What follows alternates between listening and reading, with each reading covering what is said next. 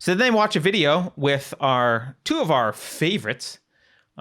This is Robin DiAngelo, the high priestess of grift. And this is Ibram X. Kendi. So these are two of, the high priests of the movement currently. And, Robin DiAngelo has sort of ascended into the place that Peggy McIntosh used to occupy.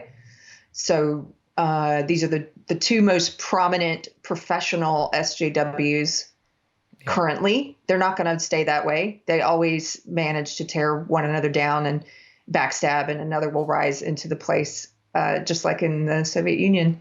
It's amazing she's lasted this long being a white woman. But whoever's the most cutthroat is going to make it to the top. Yeah. But, yeah. And he explicitly says something. I don't know if it was this particular video, but I just searched CBS News and their names, and there was a video with both of them, and I assumed that was the video, but now I realize I think they were wearing different clothing. So maybe multiple times they've been both together on CBS News. But in the video I watched, Ibram says something that is really needs to be called out. He sets up a false alternative. He says, he explicitly, he's talking about violent crime, and he's talking about how violent crime is there's more basically arrests in the black community and than other communities, or than the white community, I guess. And he says there's only two answers to this. So right away, here comes the false dichotomy. There's only two possible answers. Either whites are superior, he says, or there's racism. Now, this is interesting because neither one of those can be. There are third answers, right? You could say, this is my position, whites are not superior. However, the behavior of the black community in modern America is different than the behavior of the white community in modern America for reasons that should be explored and examined. And that behavior is the cause, largely, of disparate arrests. Now, I know that's sacrilege to say, but blacks commit murder at something like 6 or 7 times the rate of whites. There is different behavior in modern America in the black community. I don't think the disparity was always that high. I think it's gotten worse, and I think we should ask ourselves, what programs have predominantly Democrats, but probably also some Republicans, pushed on inner cities and minority groups that have made their life worse and created some of these problems? How's the war on drugs affected these communities? But we're not allowed to actually dig in and say, hey, there's a difference here. Why? He's giving you the answer. The difference is either KKK or anti-racism, as defined by him. That's it. So he's saying that he's saying that it's either whites are superior or this racism. Difference is the fault of racism. But what he's not allowing you to do there is to ask that question you just asked of why. And I actually do believe part of the reason is racism, just not in the way he's saying. It's not in the way he's telling you. It's not in the way of, they're just randomly arresting more black people than white, just randomly enforcing laws disproportionately based along racial lines. That's not the racism. That's a very surface level and I think childlike response to looking at disparate outcomes. And so you're not allowed to ask, like, what kinds of things, including racism, have affected these communities differently. And like you're saying, welfare programs have hurt families in general, white families and black families. They've provided an incentive for fathers not to be in the home. They've given that incentive. You're giving an incentive for families not to stay together. And that's hurt families of all races. I mean, right. But disproportionately, it's hurt the black community. Parenthood has gone up in. Yes, but disproportionately, it's hurt the black community. And so you're not allowed to look at these things or ask these questions because he's trying to force feed you this false dichotomy, as you mentioned, where it's like, oh, well, either you believe that white people are superior or you believe it's this very simple surface level racism example without actually getting to look at what might be real causes. Yeah, you're not. So actually, when he says it's either whites are superior or there's racism, he means a specific kind of racism. He means the systemic, the quote systemic racism that he's talking about. Yes. I think that actually there are a lot of people who would say, well, maybe it is one of those two things, but they would be talking about a completely different kind of racism. Like I know a lot of people on the right, yes, who would make arguments that would say, well, welfare is racist. It's designed to keep black families apart and in poverty. They would say, Maj Touré, who's not on the right, but I think more of a libertarian type guy, would say, well, gun control is racist. I know a lot of people who say the war on drugs is racist. So there are a lot of people who will look at a lot of laws and a lot of programs and say, well, because they have disproportionate effects on certain communities and not on others, that makes them inherently racist. Now, I don't necessarily think that is the definition of racism, which is why I think maybe we need to have a bigger discussion. But you're not even allowed to unpack what he means by racism. It must be his form of racism. So you don't want to accept, he sets up his false dichotomy in a way where you don't want to accept the first one because that's obviously a like KKK type attitude, right? Whites are superior. So everyone's going to reject that one. Well, it can't be that one. It must be this other one. And the other one, the only solution he gives you for the other one is or the only answer is it must be Ibram X. Kendi's form of systemic racism, whatever he says it is. All right. Okay. What made you uncomfortable or excited? Here we go.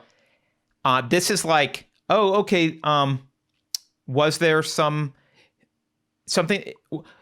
they're trying to head off at the pass any arguments, right? Because remember, if you're uncomfortable or excited, it is evidence that it's true because we're trying to negate the null hypothesis. There's no null hypothesis.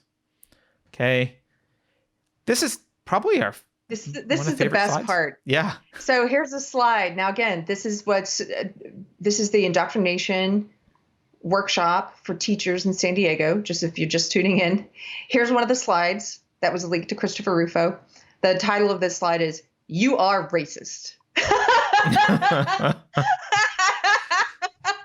I'm sorry, it's just so over the top. But I like it when they're this honest about what they teach. This is what they teach.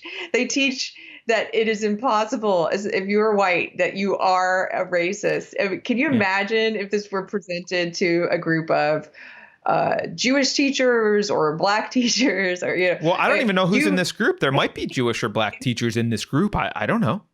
Is this all white teachers? I think this is all white teachers. Okay. You are racist. Okay, so and then here are some things for it. It says in the chat. Number 1, try to use a one-word answer to the question. How would this make you feel being called a racist? Think to yourself too. What would you want to say to someone who told you this? Who tells you this? What would you want to say to them? So they're trying to elicit, like, what is your natural human response to being called something that you're not? And then they're going to tell you why that response is evidence of your racism. Whatever your natural human response is to being called something that you're not, well, that's evidence of your. It's the Kafka. They're going to ease you trap. into this idea, right? How would you feel if we called you this? Because then the next one is, well, what if we said you're upholding racist ideas, structures, and policies? Oh, that's a little bit softer. How would that make you feel? Okay, don't worry. We'll conflate all of them soon. Right. Oh, gosh. How about your action or inaction? This is what we were talking about earlier. They set up this concept that inaction is racist because you are in debt. Because you're privileged. Your inaction can be racist or anti-racist at any time, depending on what you choose or choose not to do. Actually, if you just look at this philosophically, this statement means literally nothing. But what they're trying to get you to do is say, well, don't take it so hard. Anything can be racist or not racist, depending on whether we like you. Okay? And now, here they do. Now they tie it together. Okay. Anti-racist is one who's supporting anti-racist policy through their actions or expressing an anti-racist idea. And a racist is one who's supporting racist policy through their actions or inaction or expressing a racist idea. So this is, speaking of false dichotomies, this is one of the biggest false dichotomies they are using to sell their religion, to sell the social justice religion. They are telling people, and I can't stress this enough, how many times I've seen this repeated in the social justice groups I'm in online, where there's a lot of these newfound converts, mostly white women. Even here in my smallish town, there's a lot of these white women who are just now coming to social justice Jesus. And they're being presented with this false dichotomy. It's almost like you choose heaven or hell. Their version of heaven and hell is anti-racist or racist. And as you said, I'm sorry to belabor this, but I just want to point out what they're saying. So they're saying so if you are not anti-racist, then you must be racist. Well, what is anti-racist? Ibram X. Kendi himself, and I'm sure they cover this when they present this slide, he has said that it's not possible to be simply not racist, that's not a thing. It's impossible. You must be anti-racist. Well, what is anti-racist? One who is supporting an anti-racist policy through their actions or expressing an anti-racist idea. This is a circular definition. Okay, so it's saying basically one who supports the social justice plan. You either are a social justice warrior or you're a racist. And the truth is that both of these things are racist. Their word, anti-racist, that's what they call their racism. They are telling you, you must treat people differently on the basis of race. You must judge people on the basis of race. When you see a person, you must acknowledge what race they are, and you must treat them accordingly. If they are white, you treat them one way. If they're black, you treat them another way. If they're Latino, you treat them a different way. You treat people differently on the basis of race. I'm sorry, that's racism. So they're trying to get you to choose between, but for fear of being called racist, they're giving you this clever sound that, we're going to name it the opposite, but it's the same freaking thing.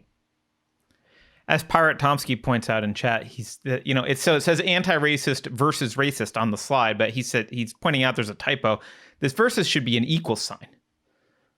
Equals, yeah, equals. Although I would actually disagree, because I don't think the one on the right is completely racist.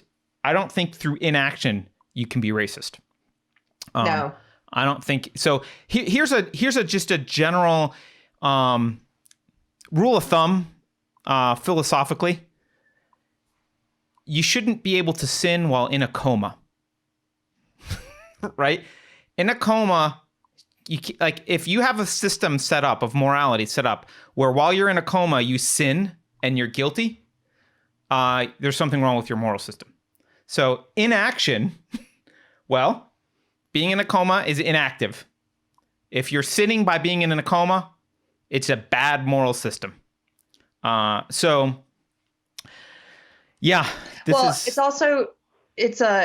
is their definition of anti-racist. Somebody in the chat pointed out it's a circular definition, but isn't it also a tautology? I mean, it's basically, what is anti-racist? Well, it's anti-racism. Yes. Right. It's one who is supporting an anti-racist policy. Yeah. It's a circular definition. Yeah. Yeah. Are you ever going to define it? Because well, it means you're in their club doing the thing, right? Yeah. So yeah, as Twee Girl points out, comas are racist. Yeah, the other thing I want to point out here is, so I pointed out how while white privilege sets up this foundation for inaction as being racist, the other thing making inaction racist does is it sets up an agenda where everyone has to do activism. So in the old way of eradicating racism, let's go all the way back to the 80s, right? In the old way of eradicating racism, and racism does exist, there are racist people who have racist beliefs who treat people differently. Many of them, like Ibram X. Kendi and what's her face. So there are many racist people. However, the way that racism was fought in the past was through encouraging people to self-examine. Hey, are you treating people differently based on the color of their skin?